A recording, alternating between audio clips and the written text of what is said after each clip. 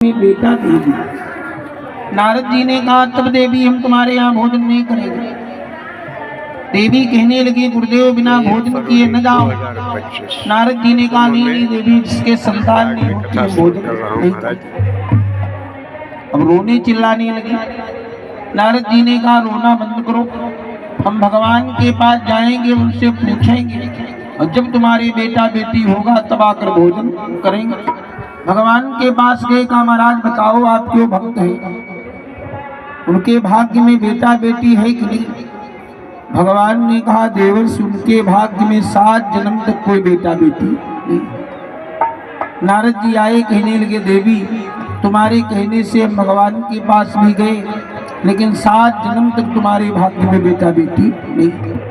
वो देवी बड़ी प्रसन्न हुई, कोई बात नहीं देवर्षि, अरे बेटे बेटी तो नहीं मिलेगा, इसका मतलब 7 जन्म तक हमें लगातार मानव शरीर प्राप्त होगा, भगवान की कथा सुनने का अवसर मिलेगा, दान करने का अवसर मिलेगा, संतों की सेवा करने का अवसर मिलेगा, गंगा स्नान करने का अवसर मिलेगा, बेटा बेटी नहीं मिलेंगे, कोई बात नहीं। शाम को भोजन बनाया, सोचा किसी अतिथि को भोजन करा दे, तो एक सूरदास बाबा, देवी ने सूरदास बाबा को भोजन कराया।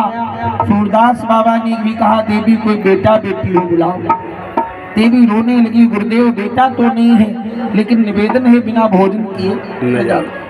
सूरदास ने भोजन किया, वो देवी रोती रही।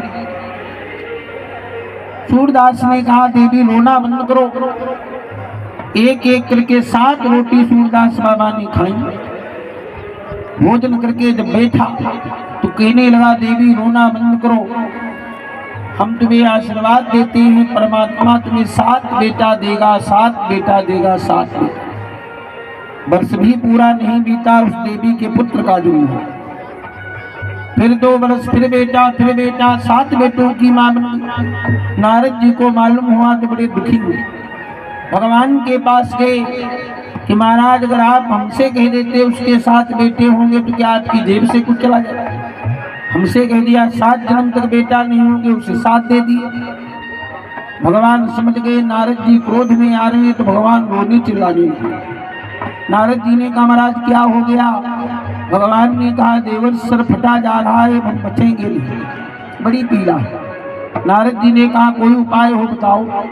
भगवान ने कहा हमारा कोई प्रेमी भक्त अपना शीश काट करके दे दे, उसके कटे हुए शीश का रक्त हम लगा ले, ठीक हो जाएगा। नारद जी ने कहा महाराज ये भी कोई बड़ी बात, एक नहीं बताओ 100-200 शीश ले आओ। भगवान ने कहा 100-200 नहीं, एक ले आओ। नारद जी दुनिया भर में भागे भागे घूमे, किसी ने शीश नहीं दी। अंत में वही सूरदास बाबा मिल गया, उसने अपना शीश काट करके नारद जी को दे दिया। नारद जी शीश लेकर आए, भगवान ने हृदय से लगा लिया, ठीक हो गए, दर्द थोड़े लीला था। भगवान कहने लगे नारद जी बाप का भी क्रोध शांत हो गया हो।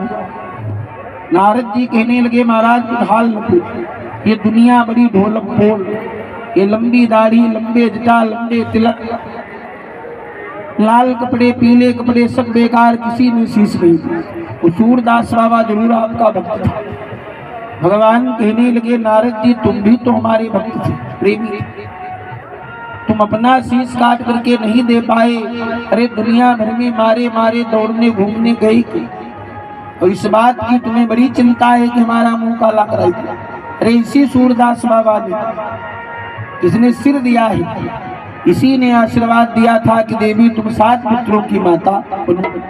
तो जो हमारा भक्त हमारे लिए अपना सिर काट करके दे सकता है, क्या उसकी थोड़ी बात रखने के लिए हम 7 पुत्र नहीं दे सकते।